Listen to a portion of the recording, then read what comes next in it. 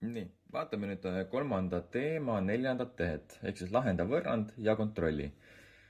Eks meil on need kaks asja, mis me tegema peame. Kõigepealt peame võrrandi lahendama, leidma, kui palju on meil üks täht väärt ja siis tegema talle ka kontrolli. Ehk siis tõestama ära, et see tähe väärtus, mis me siit leidsime, vastab siis nii-öelda tõele.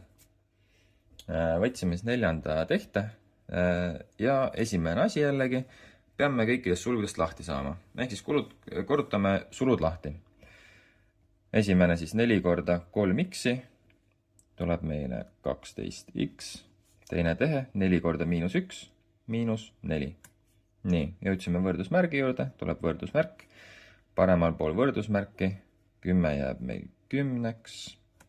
Pluss korrutame 2 korda 3x tuleb meil 6x. 2 korda -4 -8. Nii, sulud on meil lahti kirjutatud.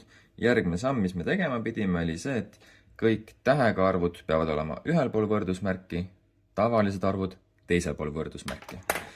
Ehk siis võtan praegu selle -4, viin paremale poole, siit teiselt poolt mul on +6x, viin vasakule poole. Ja kõige tähtsam asi nüüd üleviimisel, mida ei tohi ära unustada, on see, et üleviimisel märk muutub. Ehk siis, mis meil siia vasakule poole jääb? Meil on siin 12x. Ja kui ma selle +6x nüüd üle toon teisele poole, siis +6x muutub meil -6x. Nii. Paremal pool meil on siin alles on 10, -8 ja -4 tõime üle, -4 muutus meil +4. Nii. Järgmise asjana nüüd siis on, et liidame, lahutame kõik liikmed kokku. 12x -6x, alles jääb meile 6x, on võrdne. Nii, 10 -8 +4 annab meile kokku 6. Nii. Peaaegu on meil nüüd siis see võrrand lahendatud. Praegu me teame, et 6x on meil võrdne 6-ga. Aga meie tahame teada, kui palju on 1x väärt. Selle jaoks me peame jagama tähe ees oleva arvuga kõik läbi. Ehk siis me jagame 6-ga. Ja saamegi siis teada, et x on võrdne 6 jagatud 6-ga on 1. Nii. Pool ülesannet on meil nüüd lahendatud ja jääb meil veel üle kontroll. Kontroll siis tähendabki seda, et kui ma nüüd asendan selle ühe, mis ma nüüd leidsin, esialgsesse võrrandisse igale poole x-i asemele, siis võrdusmärgist vasakpool ja parempool peavad tulema täpselt sama väärtusega. Nii, teeme siis kontrolli. Kontroll.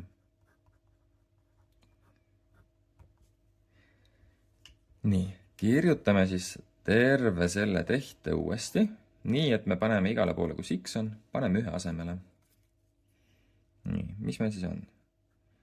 4 korda 3 korda 1 -1 on võrdne 10 + 2 korda 3 korda 1 -4. Nii. Ja nüüd siis jällegi võime kalkulaatori võtta, teeme oma tehted. 4 korda, sulg algab, 3 korda 1 -1. Saame vastuseks vasakule poole, selle tehte vastuseks siin tuleb meil 8. On võrdne ja nüüd siis me peame siia teisele poole, peab ka see tehe tulema siia vastuseks 8, siis me saamegi teada, et vasakpool on täpselt sama kui parempool. Kui see vastus tuleb siia midagi muud kui 8, siis tähendab seda, et see 1, mis me leidsime x-i väärtuseks, on vale ja me peame minema üles otsima, kus meil viga on.